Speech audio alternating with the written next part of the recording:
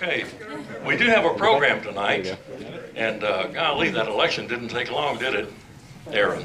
So, Warren, I think you said you wanted to be first. All right. And tonight's speakers are Aaron Melton KK4LOV and Warren Merkel KD4Z, and we're going to find out about uses of computers or even other computers in amateur radio. And I had my humor going loose at midnight last night. I said the fruits and nuts and bolts of Raspberry Pi and Arduino. Good evening. I'm Warren KD4Z. Who wants to hear about Raspberry Pis? I'm not going to talk about Raspberry Pis. Aaron's going to talk about them though. So if you don't like mine, you might like his. But let's talk about something else. We're going to talk about the Arduino. I'm sure by now everyone's probably heard that word. Who hasn't heard of it? All right, so we know we're going to talk about something that's out there for 10 years, and that's the Arduino, and we can go to the next slide. So here it is. It's a small computer. It's got a lot of power in a small spot, and we can use it for a lot of different things. Initially, it was made to teach people, artists, and professionals programming, but it turned out to be something a lot more. If you've heard of a microchip processor, a microcontroller really, it's almost the same thing. PICs have been in our products for years. They're in probably many of the radios that you have, including the K3. They operate the push buttons on the front panel. So controllers are everywhere. But what's neat about it is you can make it do stuff that you don't want to do over and over and over again. So that's what we're going to talk about.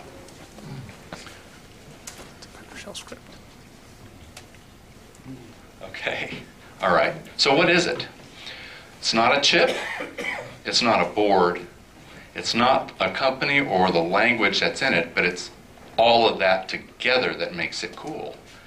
It has so much going for it because it's all wrapped up in a bundle, and all you have to do is plug it into its USB port, and it's all a nice single package where you don't have to go out and buy a lot of other accessories to get started in it. So what is it? What's on this board is a microcontroller, which is just a chip. It could be one that you normally have seen before, which is like a dual inline with the pins that are easy to solder, or it could be made with a surface mount, but it's the same thing. A microcontroller is a CPU, a lot like what's in your computer at home, except not as powerful. They started out to be only an 8-bit, but they've gone on top. They're as big as 32-bit machines now. But the Arduino we're going to talk about tonight only has an 8-bit processor, but it has everything on it to make it run without anything extra like memory. It has it built in. So you can take it and put whatever you want it to do in it. You make it what it does. It does not have an operating system out of the box. It won't ever have an operating system, not like a Raspberry Pi or your PC at home has to have Windows or Linux on it to work. What you do is program how you want it to do things, and that's what it does. So it doesn't have to reboot. It runs your code only. So this is the chip that I was referring to. Looks pretty similar than what you've probably seen before. It's an 8-bit RISC architecture, which means it's got a reduced instruction set. So it doesn't have a lot of commands, which boils down to a lot of commands that you don't have to learn. But the language is really easy to pick up, so don't be scared about it. A lot of this other stuff may not make sense to some of you if you haven't been a maker in the maker crowd or building stuff, but the particular one we're talking about uses this chip, which runs at 16. It can go as high as 20 megahertz, so it's not really fast.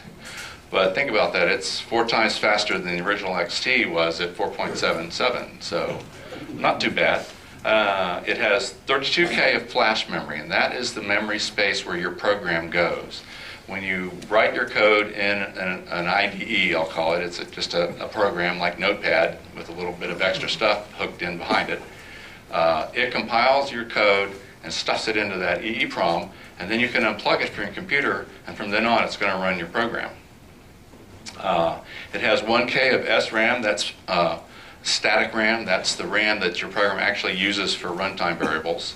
It's not a lot of space though, when you think about it, but you can get so much done in there, you can't believe it. This particular chip has 23 input-output pins. Those are how it communicates with the outside world. What you can do with that, we're going to find out here in a minute, but mostly you're either reading or writing data to the outside world. Switches, LEDs, motors, does all of that really well. You can also measure analog voltages. It has a 10-bit A to D converter, so you can read analog voltages from 0 to 5 volts, and it will give you a number representing the range that is. So you can read, say, a potentiometer's position. You can measure battery voltages. You can measure anything that you can summarize or buffer into 0 to 5 volt range. It has other things which are useful for keeping track of time, and it also creates pulse width modulation out of the box. And so that opens the door for all kinds of things like dimming LEDs or controlling DC motor speeds, things like that, which you don't have to think about anymore. It can be digitally controlled under whatever program you run. Next slide.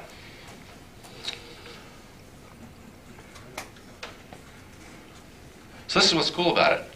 You've heard of open source. Well, this is the poster child for open source hardware, because the hardware and the software that you use to code this thing are totally open source. So that means it's free.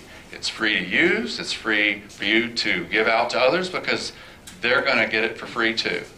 And it's cheap. These particular units that we're going to talk about tonight are as low as $15 locally, and a third of that from China. So the ones I last got were only $6.14. So there's no reason why you can't just get one and start playing with it. The other thing about the hardware that's made it explode in the hobbyist community is the pins that are on the board are in standard locations. So boards that are called shields are really like daughter cards or daughter boards. They snap right on like a sandwich, and all the pins connect up through that stack. So you can buy add-on boards that automatically connect to the pins on the main board just by stacking it on there. It's all standard, so it's neat because there's a whole plethora of things out there you can buy that'll plug right on it. And now, over the years, the Arduino has gotten larger and smaller. The one we're going to look at tonight is really this first one on the left, called the UNO. But really, it's the same chip, just with more of the pins brought out. It runs the same code that you can write for any of them. It doesn't matter. You may have less program space. You may have less pins to work with. But it really doesn't matter which one you pick. The UNO has enough I/O pins on it to get you started on just about any project. And the one that's very large here, the Mega, has like 72 I/O pins to work with. So you have plenty of hardware connectability, buttons, lights, motors, whatever you might, If you want to build a robot, it could have lots of arms, I don't know. Anything you want to do with it. Next. So this is the UNO. The chip itself is the Atmel AT Mega 328, as you can see there. More of the newer ones that you can get now have surface mount chips, so you won't see that dual inline chip plugged on there.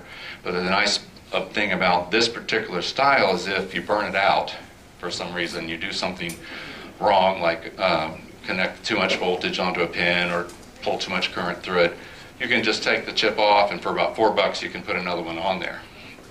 But the boards themselves are really cheap too, so it doesn't really matter. But you can see it has various modules already on there that make it easy, including the USB interface. So it's plug and chug for most most operating systems. When you plug it in, it'll automatically be recognized as a COM port. So you can see along the bottom and the top. Do you have a pointer?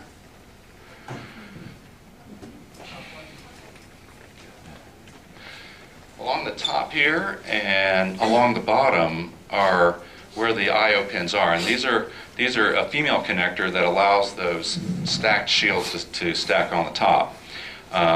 these are all what they call digital pins, and you could do stuff in analog down here, but let's put that word analog in air quotes because it's not quite analog, but we'll talk about that in a minute. You can power it from an external source here, but when you're plugged into your computer and programming it, the USB connection actually provides power to the board, so you can just plug it in and go. No brick required initially. So it'll work on 5 volts? This particular chip is a 5-volt part, and most of them are. Only the latest Arduinos that are coming out are running 3.3 volt cores. So that means these I/O pins are 5 volts too. That's not a problem because you can buy adapters to convert 3.3 level buffers really to 5 and back. And you can see one over here. After the meeting, you come over and look at some of the toys I've made here, including some of the projects. These 2 projects we're going to look at on the screen here tonight, they're running over here on the table. One of them uses a GPS that's a 3.3 volt GPS, but the I/O pins are 5 volts, and it's not a problem with the level shifter. Next. So what can you do with this thing? There's always something that you said, I wish I could have the blinds open when the sun comes up. You can do that with an Arduino. That'd be pretty easy, actually. You can go hog wild and have it connected to the internet and find out what time the sun rises, or you can just put a photoresistor on there, sense the light, and then tell it to turn servo motors and open your blinds. That'd be something you could do. But we're going to do some stuff in the ham shack, which might be a little more pertinent. So what does it do? It's really wiggling I/O pins, and that means digitally 0 and a 1. But you can do a lot with that. You can connect relays up to that and control things. You can send serial data easily out any of the pins, so you can communicate with any modules that talk serial. Plus, it also knows how to work with 2 other protocols, which are very, very common these days. The I2C protocol, which is really called 2-wire now because of its being patented, and the Serial Peripheral Interface, SPI. That is it's a 4-wire interface, but it's also very useful for communicating with external chips or boards or modules.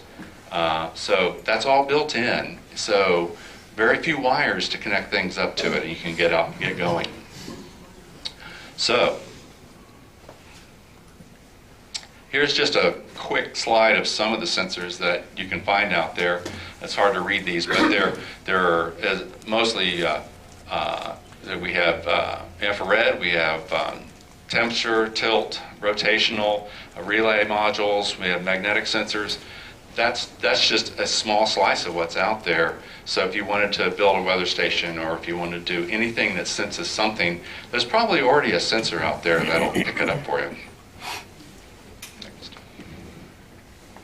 So to do that, you would use one of these 3 protocols I was just talking about, SPI, I2C, or any serial protocol. Serial protocol, that's the same thing as, well, you remember dial-up modems? That noise was part of a serial protocol being translated to audio, but it was just serial. So serial is one of the native things that the Arduino can do very well. There's dedicated hardware on the chip that works with these 2 protocols, so you can actually tell it to send or receive data on those 2 types of protocols and go on with your code, and it'll continue sending for you and wait for data to come back in. That's very important because, again, there's no operating system here. It's only doing one thing at a time, but those particular modules allow you to do things separately, simultaneously. And we're going to see that's interesting because it also can do pulse width modulation, and that's really good for turning a motor on a robot wheel. Something that you also might want to do something else while it's rolling, like checking a position sensor to see if it's going to hit a wall.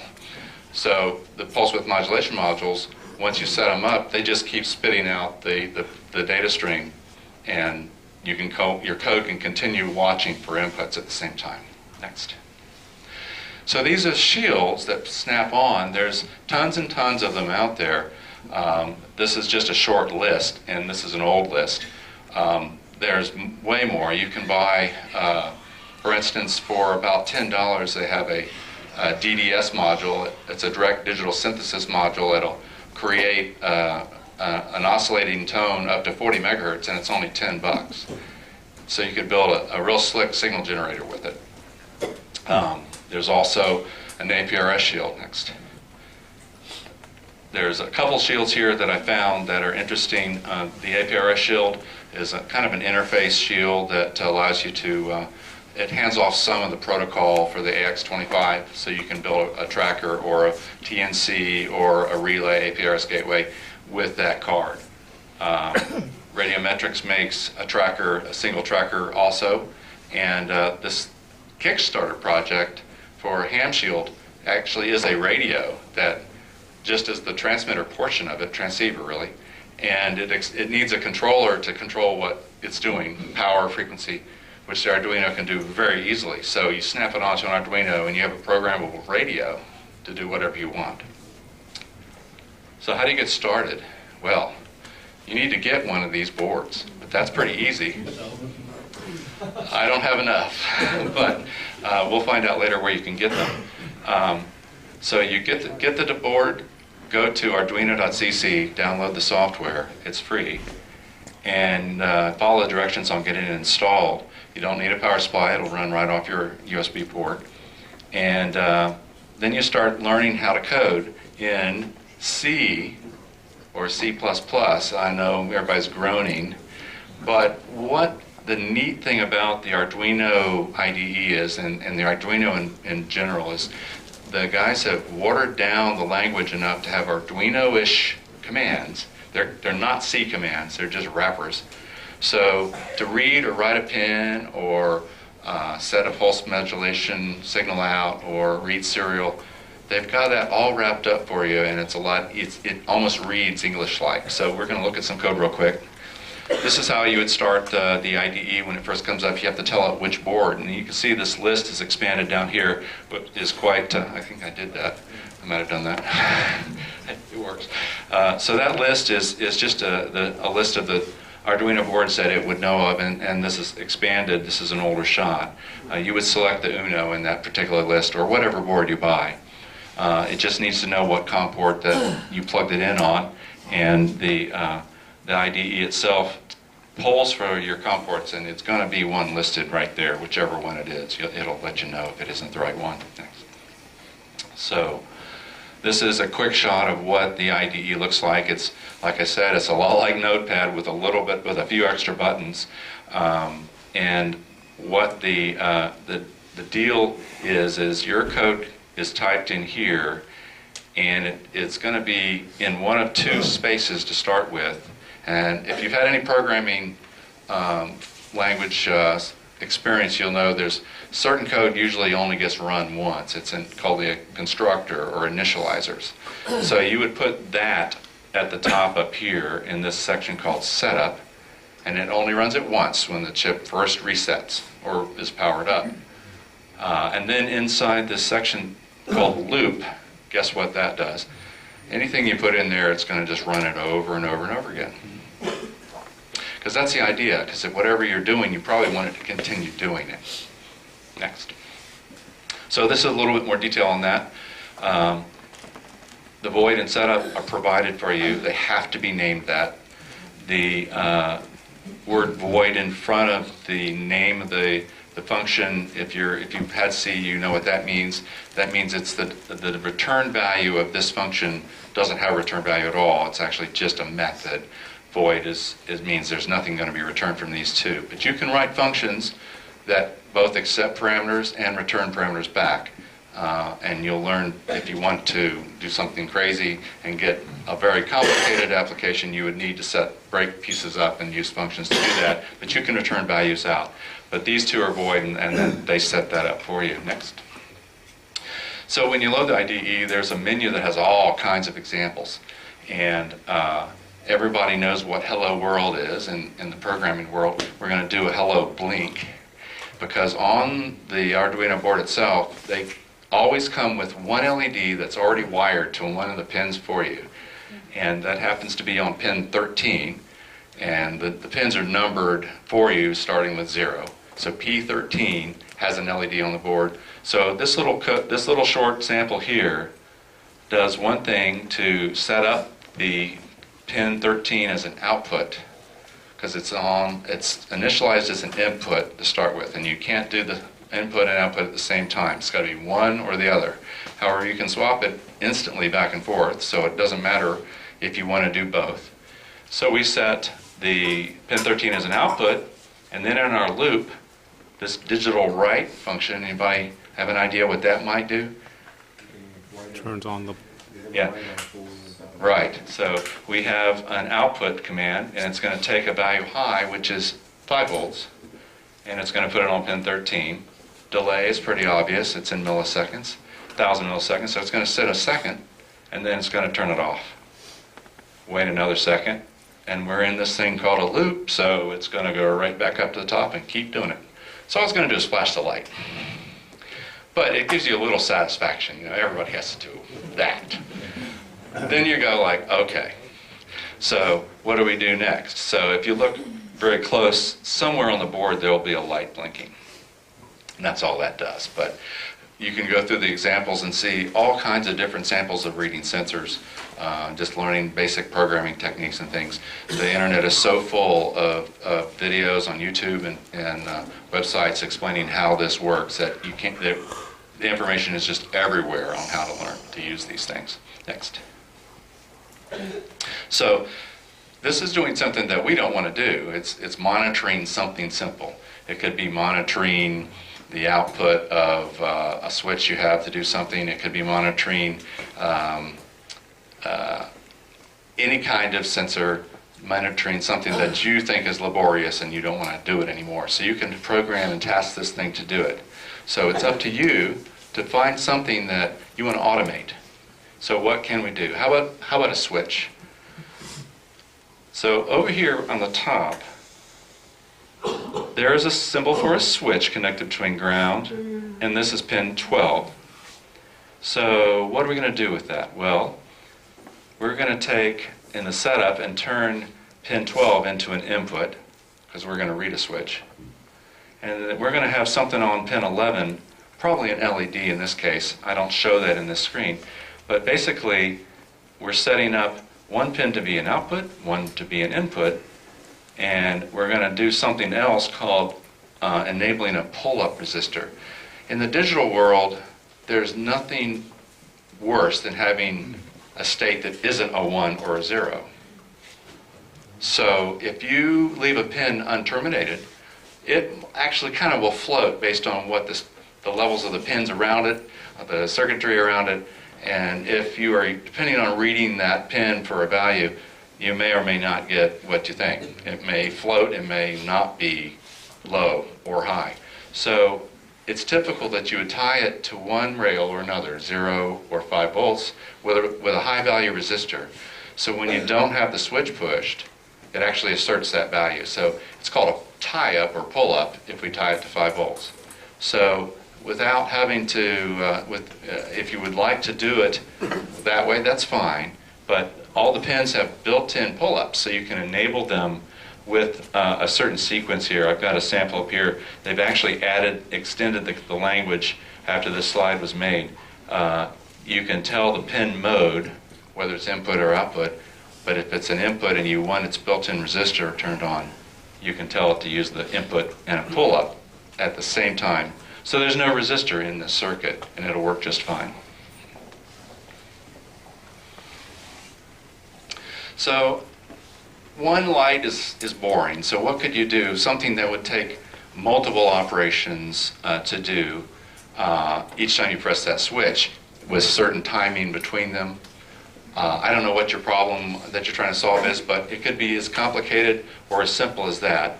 But you can also read data in on that same pin with those same protocols we talked about, especially serial. Here's an example in the bottom. You've probably seen a product like this on DX Engineering's site. It's an antenna relay that just watches the serial data, the CAT data out of the back of your rig, and as soon as you change bands, the Arduino can read the data from your rig and turn on a relay to change to a proper antenna for that band if you have multiple antennas that are certain band only. You can program it to follow your rig and you don't have to do anything. It'll automatically set the right antenna. And that's a piece of cake. It really is.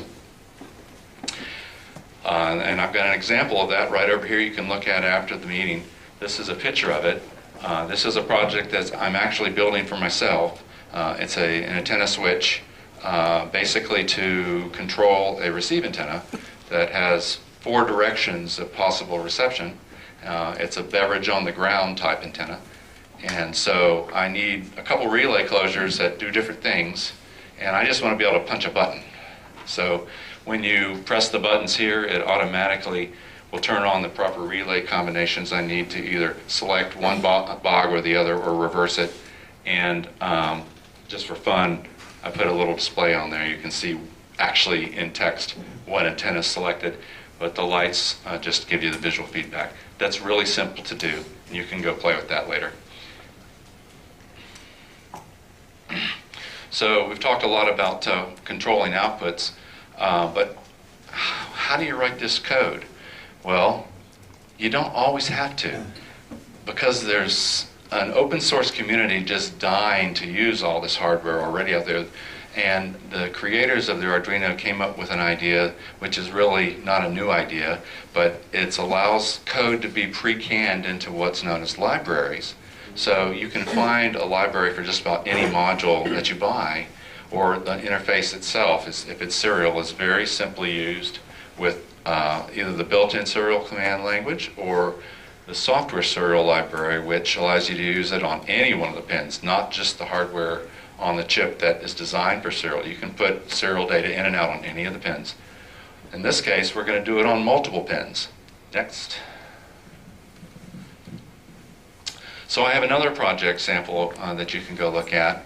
It's a GPS, and it just uses a pre-built module, which is really all that it takes to have a GPS now. It's all contained in a simple little cube. You give it power and it happily spits out this data stream. So I've got the Arduino reading that data and then using another library that's already been written to divide up the sentences, the NEMA data, if you will, that comes out of that GPS into the latitude and longitude and speed and direction and whatever you want out of the data. External library has already been set up to read it for you. So I built this thing in one day just from using the libraries that are available to me. And the next slide, you'll see this thing. This is the Arduino, and on top of it is a shield, which is just a prototype shield. It just has a breadboard on the top of it. But it makes it nice and compact so you can do something quick as a prototype. This is the GPS module I was referring to, and yes, they're only $16 from China.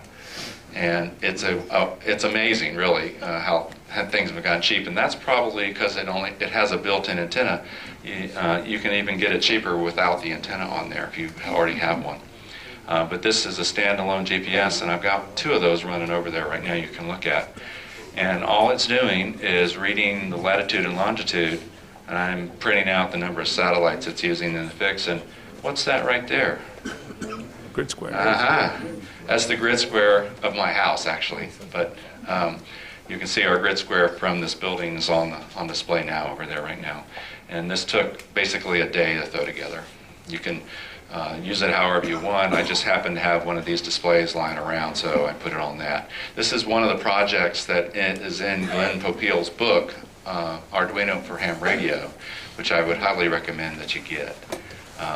And the code that I used to calculate the grid square came from his book. Next. And he's a speaker at Ham Jam. He is, and you're getting ahead of me. So here we have something else. Arduino also means homebrew to me, and I've been homebrewing stuff for years, so it's just another tool for me. Here's something I found on the net that's kind of interesting. This is an MFJ manual tuner, which is now an auto tuner. And if you look really close over here, I think those are Lego Brainstorm motor gear trains. So he's got an Arduino that can drive the 3, the controls here for the 2 capacitors and the tap switch on the inductor. And he's just coded it probably with an ADC measurement back here on the SWR. and he's got his coded to run an algorithm to find the minimum SWR and make it into an auto tuner. I think that's pretty cool. So in this case, he's probably using pulse width modulation because that's how you control motor speed and still have power. You can't just drop voltage to a DC motor and have any torque to move. So pulse width modulation is really a full voltage signal, but it has like a square wave with varying duty cycle, and that's how motors are controlled. The Arduino speaks pulse width modulation with one command, and it spits it out for you. And that command is actually on the next slide, but we'll see that. Let's see. Okay, well that's the pin mode. Anyway, it's analog out, even though it's not a analog signal. It's really a digital signal, but they used analog out, and they consider that pulse width modulation signal. So you can drive that into a motor and control it. Or if you know what this is a servo motor. Very popular in the hobbyist RC community. They've been controlling, model airplanes for years. Now they're controlling these drone things.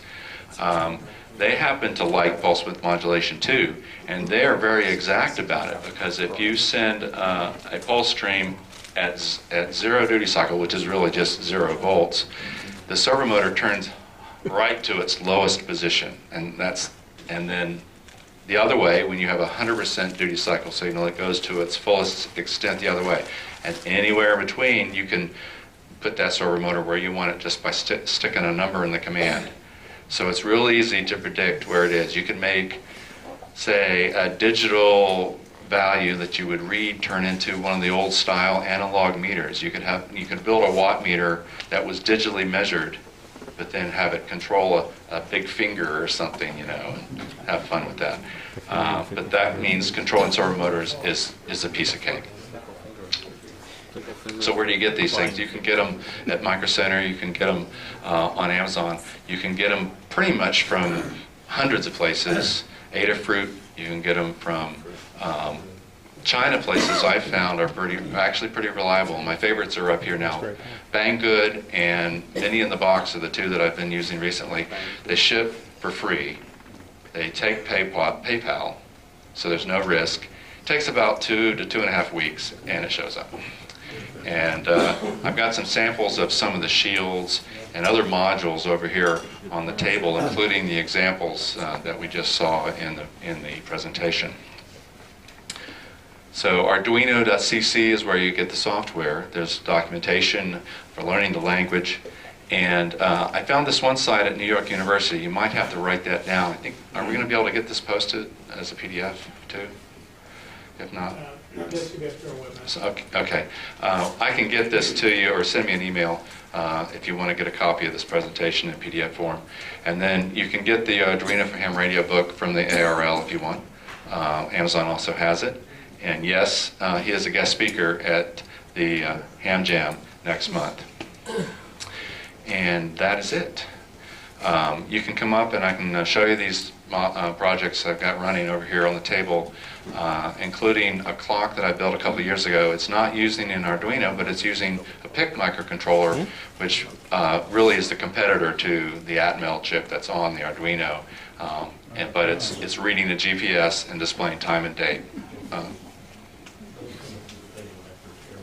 Yeah, so after Aaron gets done, you guys will have a chance to come up and we can talk. Thank you.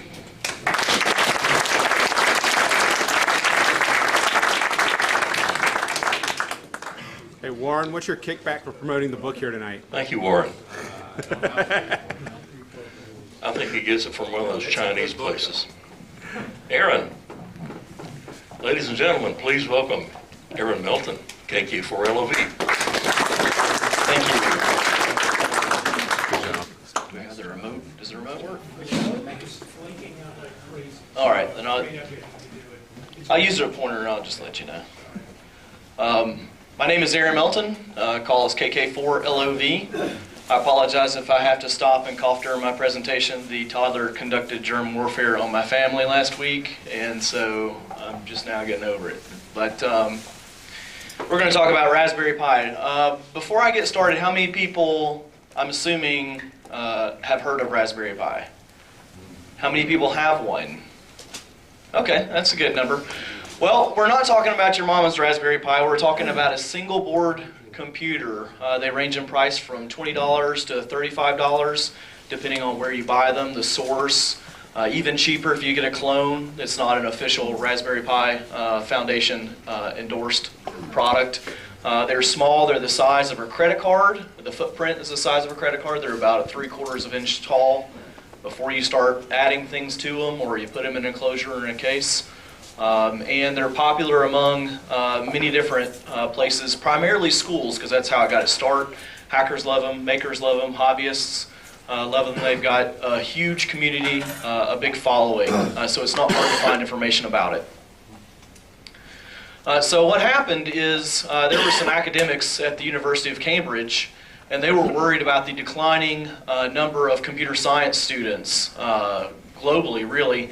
And they thought there's got to be something that we can do to help promote computer sciences in schools and get more children involved in science and technology type products. So they put together all this criteria, and really they were targeting both developed and non-developed or developing nations. So they had a lot of criteria that they put into this. You know, had to be small, had to be affordable, had to have low power requirements, had to be able to work on your 20-year-old TV in your living room, that sort of thing. And so they were supported by the university, and they later became the Raspberry Pi Foundation nonprofit organization. And they released their first model Raspberry Pi in February of 2012. Folks on the internet got a look at it ahead of time, and it just got this real big excitement because people just wanted to get their hands on it. They were like, cool, it's a neat little computer that we can do fun things with. I want to get my hands on one. And for a long time, when it was released, it was actually really hard to acquire one because they were always back ordered. And so, I mean, that just attests to its popularity. There are primarily 5 different models that are in production today. And I'll show 4 of them later what they look like. And to date, at least according to Wikipedia, they've sold 6 million units. It's probably more than that by now. Well, obviously it's more than that by now. But these are the four types of Raspberry Pis that you'll see primarily. There's a 5th that's built for embedded applications or embedded hardware. But these are the 4 that you'll primarily see. These days, so these are the 2 older models, and these are the 2 newer models. So they're divided in like a Model A and a Model B category. The Model A, it doesn't have as much happening with it, and it has lower memory requirements. Or excuse me, well, it does have lower memory requirements because it doesn't have as many USB, it doesn't have an onboard NIC. So in the older version, there's no NIC, there's no Ethernet jack on it, and there's only one USB.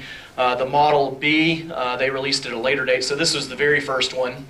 And then they added a 100 megabit connector to it, and there are 2 USBs here. These are the old generations. I still have one of these. It's actually my media player at my house. It'll do a whole 1080p on my 46-inch screen television at home. So that's my media player. The Raspberry Model Pi 2 came out last year. Model A Plus it's a little bit smaller than the B. These aren't to scale if you're picky about that sort of thing. And I'll get to the specifications here in a second. Like the older Model A, it doesn't have Ethernet on board. It only has 1 USB. The newer Model B Plus has 4 USB. That's 4 USB 2.0 right there, and an Ethernet. Those are the primary differences. The Model A has different power requirements. It's not as hungry about power, and it has half the RAM that the Model B Plus does. And so we'll get to specifications here. So I'm going to talk about the Raspberry Pi 2 Model B Plus. That's primarily what everyone goes to buy unless they only have, if they have special space constraints or power constraints, then they might step down to the A if they don't need the RAM. But let's go big or go home. So the Raspberry Pi 2 Model B Plus has the new one, the 1 gig version. This is very easy to get confused between the old Model B and the new Model B. The easiest way to tell the difference is the RAM. So the new model has 1 gig of RAM. The old model only has 512 megs of RAM. It's got 4 USB ports, HDMI output. On the new model, you can get composite output. You have to do it through the 3.5 millimeter jack.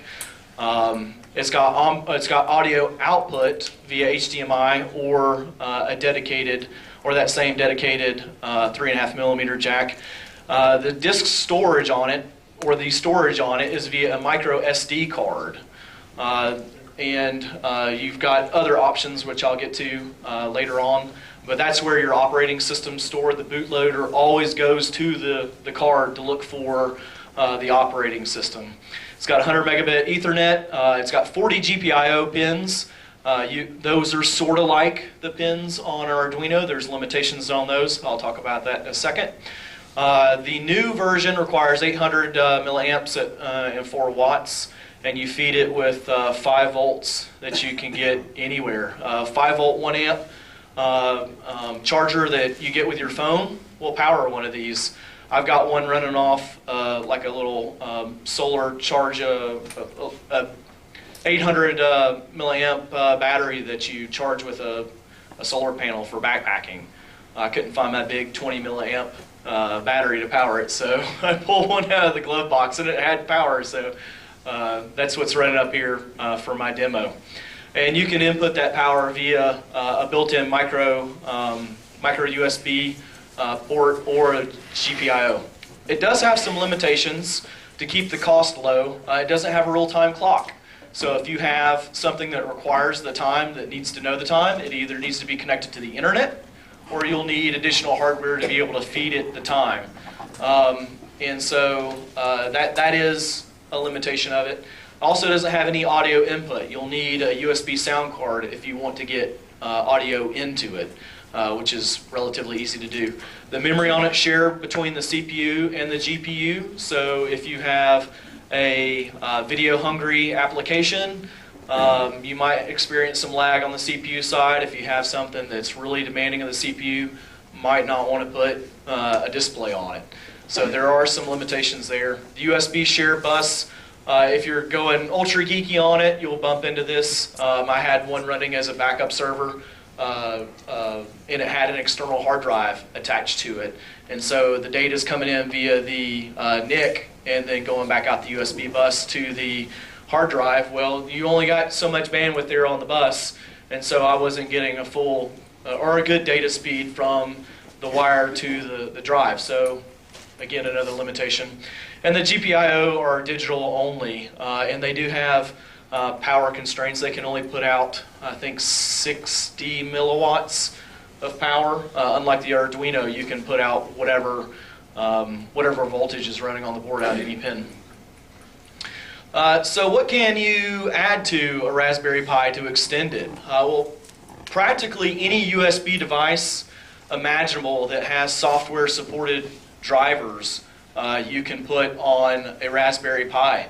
And that's just some of them. Anything from your little mini Wi-Fi dongle to any type of wireless keyboard mouse accessory, even USB flash drives, hard drives, you can connect to them. Again, anything with a driver that'll run in the operating system. So in Arduino, they call them shields. In BeagleBones, if you're familiar with that product, they call them capes. Raspberry Pi, they call them hats or hardware attached on top. So these are the shields, if you will, of Raspberry Pi. It's built in the same manner, standard format. Everyone complies with the standard and builds hardware that goes with it. And this is where you can get some of your displays, your motor control units. If you want to power or control LEDs, you would do it.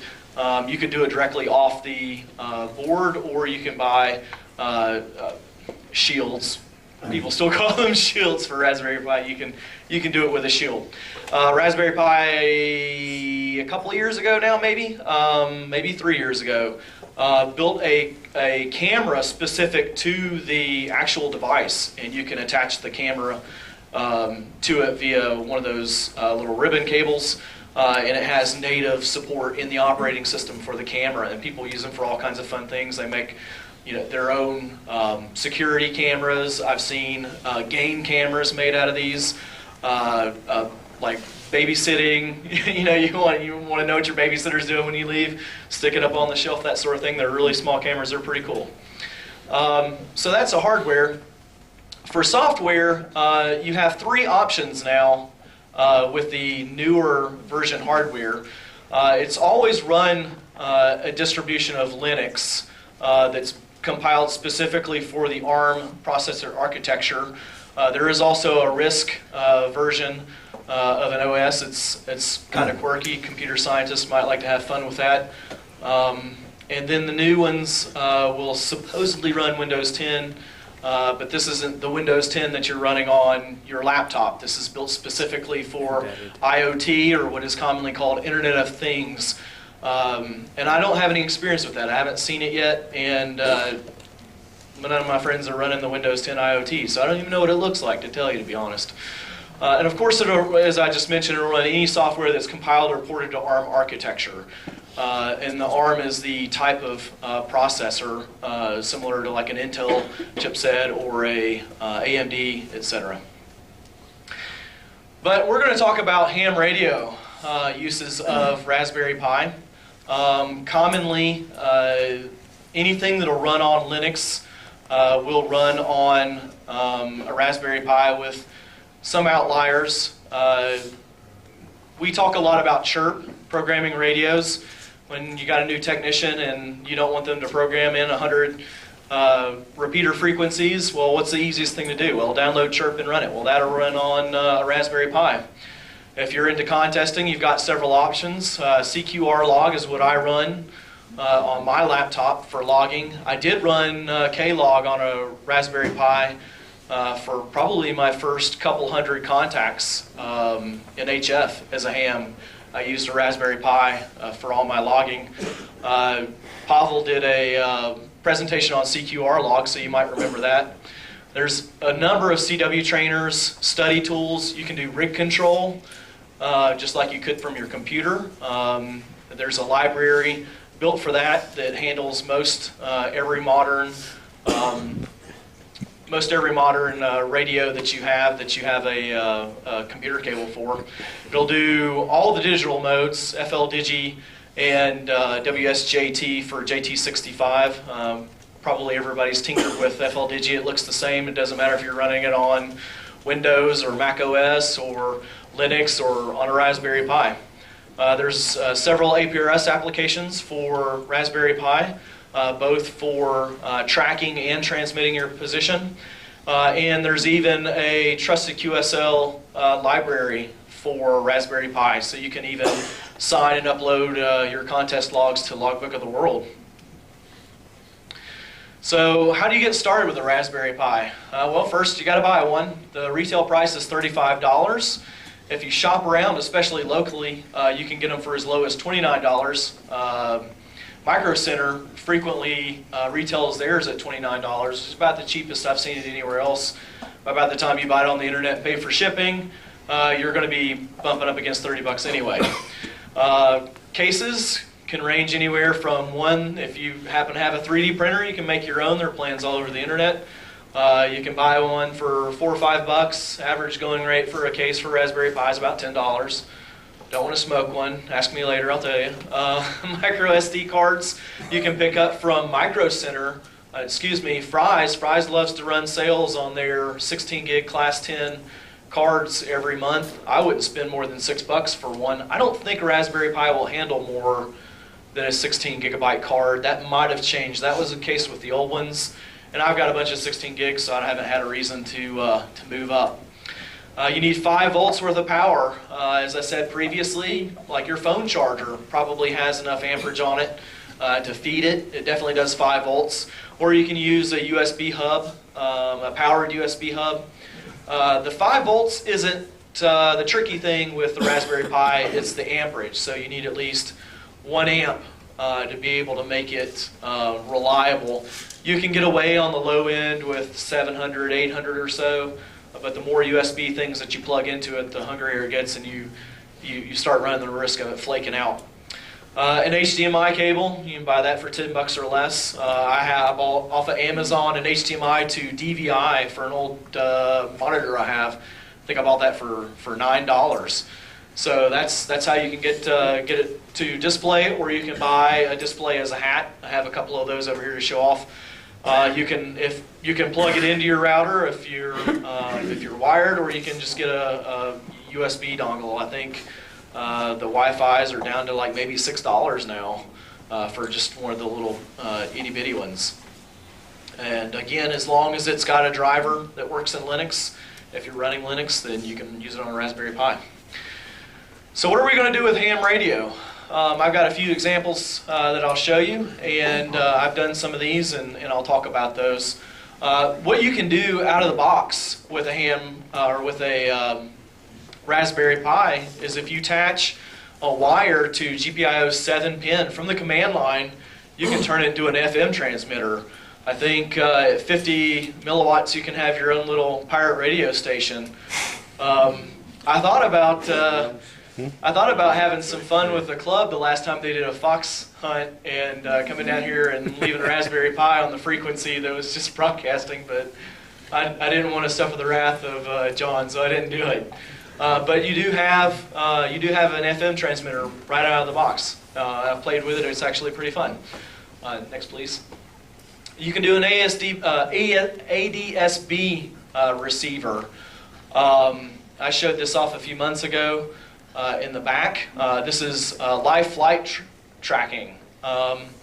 So what this little gadget right here is, and I brought one with me, is called an RTL SDR. I believe RTL is the chipset type, and SDR obviously is for software-defined radio. There are several different models of these RTL SDRs, and they all practically share the same radio chipset in them. It's the tuner in it that makes the difference. They're actually were marketed as TV tuners, and then the hacker community and the hams got a hold of it and said, well, you can do all kinds of neat things with this. And so it's become a very popular accessory for Raspberry Pi. I don't know anyone that uses one for a TV tuner, actually. And if you buy one, it'll actually say like TV tuner on the box. But the tuner makes the difference, and that depends on what kind of frequencies you can monitor. I think on mine you can monitor anywhere from 28 megahertz to 1800 megahertz, I think is what it'll do. Can't transmit it with it, but you can receive with it. And the ADSB thing is cool if you're into that sort of thing. I know we've got some pilots in the club. I cut an antenna specific to that frequency, which escapes me at the moment, and threw up in a tree at 50 or at about 30 feet. And I was seeing airplanes coming in on just the other side of Macon, all the way to Chattanooga. And you got this kind of display right here, and you can read anything on the airplane that the transponder's sending out. That's pretty cool. So you've got your RTL SDR already. What else can you do with it? Well, you can buy a TFT display to go on top of your Raspberry Pi, and then you've got an SDR scanner. I've got one up here running the software called Freak Show, and you can configure it, set it with a frequency that you want to monitor. You can change this is a waterfall. I don't know what you call the other display. But you can browse a frequency or scroll through a frequency and see what kind of activities going on around it. I brought this one with me a few months ago when I was showing it off. That's the actual type of RTL SDR I've got, and I've got a competitor's display here. But it works the same. That's about so the RTL SDR dongle is a little under $20. The display, depending on the size that you get and whether it's a resistive touch or a capacitive touch, ranges anywhere from $30 to $40 for that. So what else can you do with one? Well, if you buy this little guy right here, this is called a TNC Pi. Those guys run about $40. You can do APRS. So you've got your display over here, and just like Warren said, with the shields on an Arduino, you can stack a TNC Pi on top of your Raspberry Pi, and you see your little headers coming up here through the board, and then you stick your display on top of that, and so then you've got this nice little sandwich over here, and you plug in your GPS via serial, and you're reading APRS. If you connect your radio to that or a transceiver to that, then you can broadcast APRS. So now you have APRS capability on top of your Raspberry Pi. You can also run, I don't know how you say that, Zaxter or whatever. It's a mapping program that works well with APRS, runs on Linux, and you can determine your current position. You can see other hams or other APRS stations as they come into your area. You can send them messages over the APRS network just like you would from your regular radio. So you've got a TFT display, you've got a TNC Pi. Well, what else can we do? You can stack another TNC Pi on top of that, and now you've got an APRS digipeater. So now you're receiving and transmitting your APRS packets, and you've got your own little digipeater gateway here. That's another thing that you can do with Raspberry Pi and ham radio. Here's something else you can do. You can turn a couple of toroids and some resistors there, and you can connect your Raspberry Pi to your external ham radio antenna, and putting out smoking 50 milliwatts. You can see who else in the world can see you on Whisper. Weak signal propagation, I guess the R is for report. So that's a fun thing that a lot of hams are doing with Raspberry Pi. How far, this is like QRPPP, I guess. How far can you transmit and who can hear you on a really weak signal? So that's a Whisper beacon. That's another possibility. If you've been to any ham shows lately where ham radio outlet's been there, maybe you've seen Mark with this laying around on the counter. This is where I first saw this idea. This is Raspberry Pi with a Wi-Fi dongle. This is an external battery right here that's sitting on, but this is a DV dongle. So this is your D-Star access point here, piping into your Raspberry Pi, and your Wi-Fi piece right there. You could be connecting to your phone on a hotspot, to a Wi-Fi in this building, what have you, and you could be getting your D-Star out to the internet through a Raspberry Pi. I think he had a display on his. I can't remember. I thought that was really cool, and that almost made me want to buy a D-Star radio, but not quite. I don't even know how many more of these I've got. I built this. I didn't keep it just because I'm lazy, and I built a pan adapter for my KX3. So you've got, this might be $90 of the parts right here in this guy, versus a $500 PX3 from Elecraft. Of course, it's not as nice as a PX3 from Elecraft, but you have a pan adapter that is connected to your radio. And it's and a KX3 is an SDR behind the scenes, so it's relatively trivial to get that information out of the KX3 and put it into your Raspberry Pi. This is that same, capacitive display being used to see what's going around the frequency that you're tuned to. It was neat. It does have some limitations. I thought it was kind of a little laggy, so you spin the dial, you have to wait a second or two for it to roll over and get there. But it was neat. It was a great proof of concept. If you've got all these parts laying around in a KX3, it might be a fun weekend project if you got the time. That was from a ham at Tiger Style Heavy Industries. I apologize, I don't remember his call sign.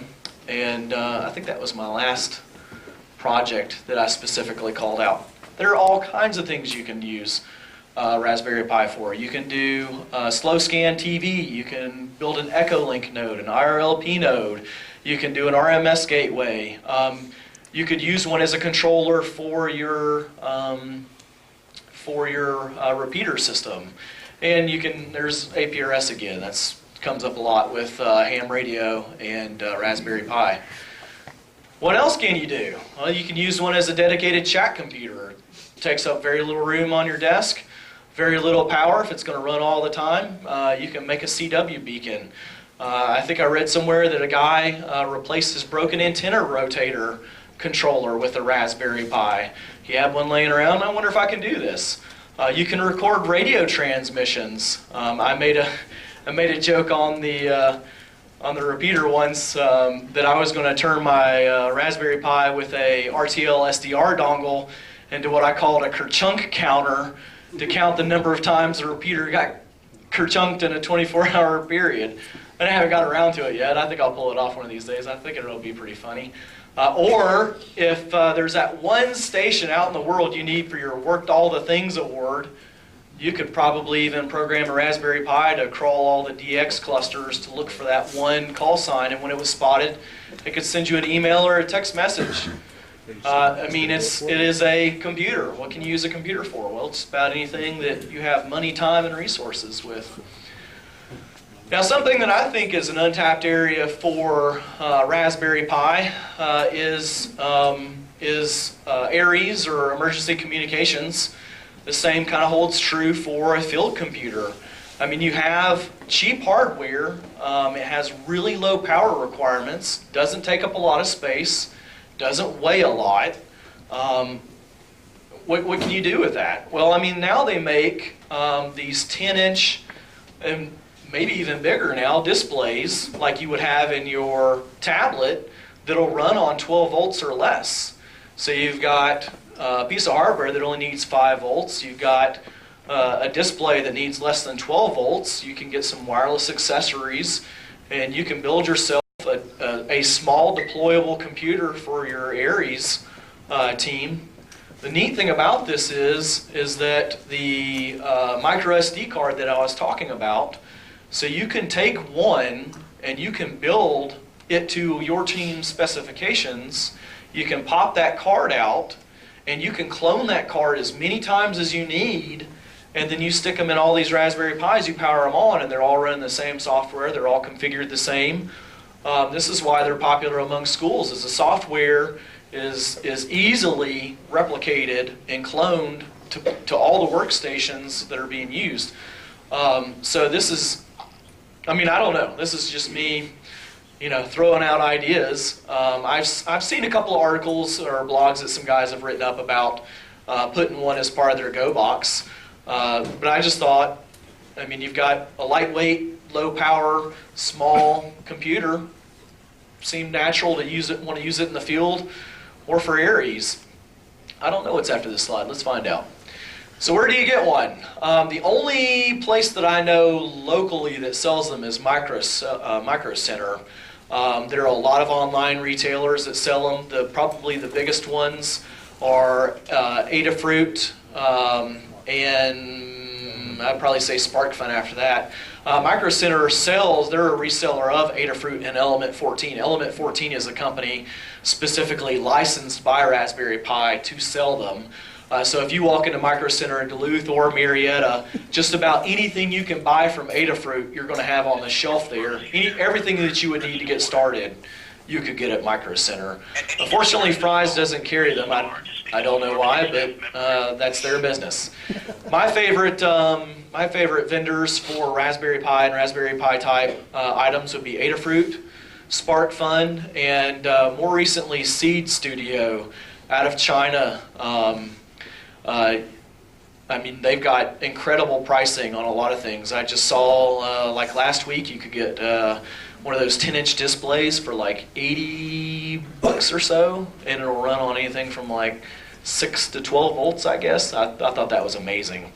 I'm sure Amazon does a killing on it too. The only thing that I would stress is if you're going to use Amazon, compare prices to other online vendors. Anything, especially if you're a Prime customer of Amazon, there's going to be a small markup on those items. It might be a wash to buy it via Amazon. You might actually get it cheaper from the actual vendor itself. I see that a lot with Adafruit's stuff. Aaron, real quick, Barnes & Noble right now is carrying Raspberry Pi kits branded by Make. Like Maker Faire, like Make Magazine. Right, for like an education bundle? Yeah, like $100. It's the board and wiring and a case and a whole bunch of other bits and pieces and gee whiz stuff. Radio Tech does also. Yeah. I don't know where there's a Radio Shack that's open. But Barnes and Noble is promoting them. They're promoting a Maker Faire weekend, the weekend of the 6th, 7th of November. So that's why they've got a bunch of And them. it probably has a little bit more like sensors and other things that are incorporated into the package. That would be a great start if you got kids that want to tinker with it. I put Google up here. It's kind of a joke, but really there's all kinds of Raspberry Pi support on the internet. It has a huge community. The likelihood is that you want to do something with a Raspberry Pi that has not already been done is approaching on slim. So if you need a community or you want to attach it or tap into something, there are all kinds of resources for Raspberry Pi. Just got to know where to find them. Obviously, the quickest place is to use an internet search engine. I'm a member of this group, the Yahoo group. It's okay. They seem to spend a lot of time talking about the TNC Pi and a few other things. But occasionally I see things that come across that mailing list that are pretty cool. We do have a Linux special interest group here in the club. If you're interested in that, you can get in touch with me and I can put you on the list, or you can send a blank email to linuxsig-subscribe@linuxsig.com. It'll automatically add you as part of the group. And this is a really cool a print magazine and online. It's called the MagPi. That's a really cool resource for ideas. A lot of write-ups, a lot of tutorials, a lot of what's on the bleeding edge of Raspberry Pi. What are all the geeks doing with Raspberry Pi? That's pretty cool. And that pretty much concludes my presentation. I'll be up here with a few things, and I'm available to answer questions as well. It is only 5 How long volts. have you been at it? It is only 5 volts. September 2012. And an amp. Is 72 a real word? 72. I mean, it is a Fantastic. I'll tell you what I have. Fantastic.